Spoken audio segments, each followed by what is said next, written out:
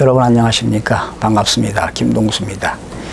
오늘은요 이런 제목을 가지고 여러분들과 함께하는 시간을 갖도록 하겠습니다. 세상을 살다 보면 억울한 일 너무 많아, 이런 제목입니다.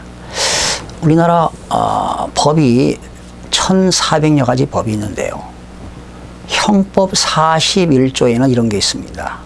형의 종류가 9가지가 있습니다. 사형, 징역, 금고, 자격상실, 자격정지, 벌금, 구류, 과료, 몰수, 이렇게 해서 형법 41조의 형의 종류에는 9가지가 있는데요, 우리가 행정기관으로부터 벌금을 물게 되는 것도 형의 종류에 들어갑니다. 그런데 이번에 이런 사건이 있었습니다. 지난해 말이죠, 대구에 있는 모 초등학교 교사가 학생들을 데리고 현장 체험 실습을 가던 도중에 학생이 복통을 호소하자 비닐봉지를 건네게 하고 휴게소에 내려서 휴게소에 화장실에서 용변을 해결하게 한 후에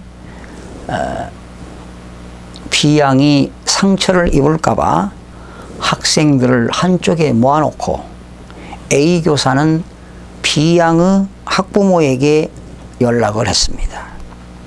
그런데 학부모는 자신이 그 자녀를 데려가겠다고 하면서 자녀를 휴게소에 내려줄 것을 강력하게 요청했습니다. 그런데 이때 이 교사는 휴게소에서 어느 커피숍에다가 이 어린아이를 맡겼습니다.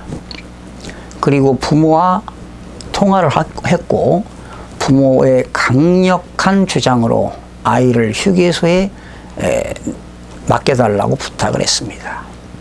그리고 휴게소에 그 커피숍에 아이를 맡겨놓고 아이들을 데리고 현장 실습을 떠났습니다.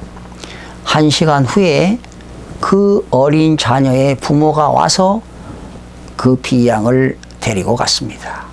그런데 말이죠, B양의 부모는 이 교사가 아동복지법을 위반했다는 사실입니다. 그 아동을 유기하고 방임했다는 죄로 문제를 삼았습니다. 그래서 이 학교 측은 아동학대 기관에 신고를 했습니다. 그 이후에 A 교사는 경찰 수사를 거쳐서 약식 기소가 됐지만 정식 재판을 청구했습니다. 교사는 억울했던 것이지요. 그런데 이번에 대구지방법원 형사 제10단독 김부한 부장판사는 아동복지법 17조 위반 행위라고, 아동복지법 제17조는 금지 행위가 나옵니다. 17조 6항을 보게 되면 자신의 보호 감독을 받는 아동을 유기하거나 의식주를 포함한 기본적 보호, 양육, 치료 및 교육을 소홀히 하는 방임 행위에 대해서는 5년 이하의 징역 5천만 원 이하의 벌금에 처한다고 아동복지법에 나와 있습니다. 그래서 이렇게 이 교사가 법원에 재판을 청구해서 결과적으로 오늘 벌금 800만 원을 선고했습니다. 그런데 판결 취지는 B양의 보호자가 올 때까지 보호할 의무가 있음에도 B양을 안전한 곳에 인도하거나 믿을 수 있는 성인에게 보호, 의뢰 등을 전혀 하지 않고 방임했다는 이유로 양형 이유를 설명했습니다. 그러나 이 교사는 너무 억울해서 청와대 국민청원도 했습니다. 휴게소에 내려놓고 간 교사가 유죄라면 놓고 가라고 전화로 이야기한 부모도 유죄가 아니냐는 반문하면서 판사는 앞뒤 정황도 살피지 않고 왜 이런 무거운 형량을 내렸냐고 밝혔습니다.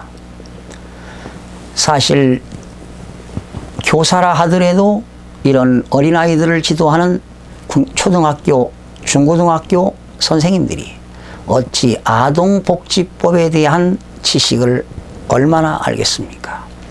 아동복지법 제17조에는 이렇게 아동을 유기하거나 방임하는 경우는 무거운 처벌이 있습니다.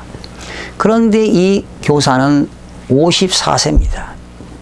자기가 판단했을 때 부모하고도 통화를 했고 또 현장 학습을 가면서도 수시로 아이들과 부모하고도 수시로 연락을 했음에도 불구하고 이런 법원에서는 이런 판결을 내렸습니다.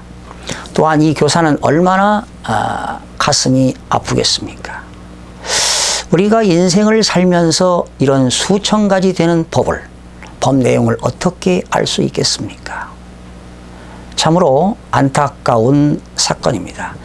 천만다행이게 그 휴게소에서 1시간 뒤에 부모가 아이를 인도받았으니까 천만다행이지.